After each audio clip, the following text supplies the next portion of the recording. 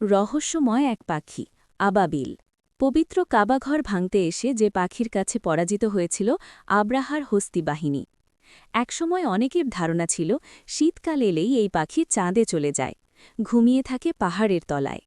একসময় পশ্চিমাদের ধারণা ছিল শীতকালে আবাবিল পাখি চাঁদে যায়। অনেকে ভাবত শীতকালে তারা নদীর তলদেশে ঘুমিয়ে পড়ে। আবাবিল নিয়ে গ্রিক এমনকি রোমান পুরাণে কথাতেও বহু কাহিনী পাওয়া যায়। ৫৭০ খ্রিস্টাব্দে মক্কার পার্শ্ববর্তী ইয়েমেনের শাসক আব্রাহা রাজধানী সানাতে কাবার অনুরূপ ধর্মীয় স্থাপনা নির্মাণ করেন। তার ইচ্ছে ছিল মক্কার পরিবর্তে সানাকে ঘিরে আবর্তিত হবে বিশ্ববাসীর প্রার্থনা। কিন্তু ধর্মপ্রাণ মানুষ কাবা ত্যাগের কথা কোনোভাবেই ভাবতে পারে না। ক্ষুব্ধ আব্রাহা তাই কাবা গুড়িয়ে দেওয়ার সিদ্ধান্ত নেন। বড় বড় হাতি নিয়ে কাবার উদ্দেশ্যে যাত্রা শুরু করেন তার সৈন্যদল। কিন্তু কিছুদূর গিয়ে হাতিগুলো আর অগ্রসর হতে চায় না। চতুর আব্রাহা এবার হাতিগুলোকে খাবারের লোভ দেখায়। খাবার দেখে সেগুলো আবারও আগাতে শুরু করে, কিন্তু হঠাৎ করে সৈন্যরা থামতে বাধ্য হয়। তাদের ওপর বৃষ্টির মতো নুড়ি পাথরের ঢিল এসে পড়তে থাকে। দেখা যায় ঝাঁকে ঝাঁকে পাখিতে আকাশ ছেয়ে গেছে, তারাই ছুটছে সব ঢিল। এভাবেই বৃহৎ আকারের প্রাণীর পথ আটকে দেয় আকারে ক্ষুদ্র পাখি। পবিত্র কোরআন শরীফে উল্লেখ আছে আবাবিল পাখির কথা। গ্রিক রোমান পুরাণের কথাতেও বহু কাহিনী পাওয়া যায়। ইংরেজি নাম সোয়ালো। ইউরোপে এই পাখিটি বার্ন সোয়ালো বা গোলা ঘরের পাখি নামে পরিচিত। আবাবিলের বেশ কিছু প্রজাতি গাছের ডালে বা মানুষের বসতবাড়ি, গোলাঘর ও আস্তাবলের কাঠামোয় বাসা বাঁধে। সাধারণত এরা জলাভূমি ও নদীনালার কাছাকাছি থাকতে পছন্দ করে। ইউরোপ ও উত্তর আমেরিকার আবাবিল পরিযায়ী পাখি। শীত পড়লে তারা হাজার হাজার কিলোমিটার উড়ে উষ্ণ অঞ্চলে চলে আসে।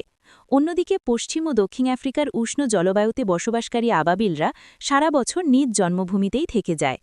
বসন্তের আগমনের প্রতীক হিসেবে দেখত পশ্চিমারা। পাখিটির আচরণ দেখে আবহাওয়া কেমন হবে তা নির্ধারণ করা হতো। পাখিটি মাটির কাছাকাছি ওড়ার অর্থ হচ্ছে বৃষ্টি হবে। তারা উঁচুতে উঠছে মানে আবহাওয়া ভালো। অবশ্যই বিষয়টি স্রেফ প্রচলিত বিশ্বাস নয়। নিম্নচাপ প্রায়ই খারাপ আবহাওয়ার পূর্বাভাস দেয়। অন্যদিকে সেসব পাখিদের জন্য ওড়া কঠিন হয়ে পড়ে। এককালে ধারণা করা হতো আবাবিল পাখি মৃতদের আত্মা বহন করে, আর তাই ছেলে হারানো শোকার্ত মায়েরা পাখিটিকে পবিত্র বলে মনে করত। দূরের যাত্রায় নাবিকদের জন্য সৌভাগ্যের প্রতীক ছিল আবাবিল। অনেক যোদ্ধা শক্তি ও দ্রুততার চিহ্ন হিসেবে হাতের আঙুলে সোয়ালো ট্যাটুও করাতেন। ১৬৮০ সালের দিকে ইংরেজ শিক্ষাবিদ চার্লস মার্টিন দাবি করেন শীতকালে আবাবিল পাখি চাঁদে যায়। শীতকালে তাদের দেখা যায় না তা সকলেই জানত, কিন্তু সে সময় তারা কোথায় যায় এই বিষয়ে কোনো ধারণা ছিল না। মার্টিন এই ঘটনার প্রায় ৭০ বছর আগেই গ্যালিলিও চাঁদে পাহাড় ও সমুদ্র খুঁজে পাওয়ার দাবি করেন। সম্ভবত তিনি ফ্রান্সিস গডউইনের ১৬৩৮ সালে প্রকাশিত the man in the moon উপন্যাস পড়েছিলেন। উপন্যাসটিতে চাঁদে গিয়ে এক ব্যক্তি ঝাঁকে ঝাঁকে সোয়ালো পাখির দেখা পান। জল ভালোবাসে বলে নদী ও হ্রদ ঘিরেও আবার আবাবিলকে নিয়ে বিভিন্ন গল্প আছে। লোককথায় আছে আবাবিল পাখির হ্রদের তলে শীত কাটায়।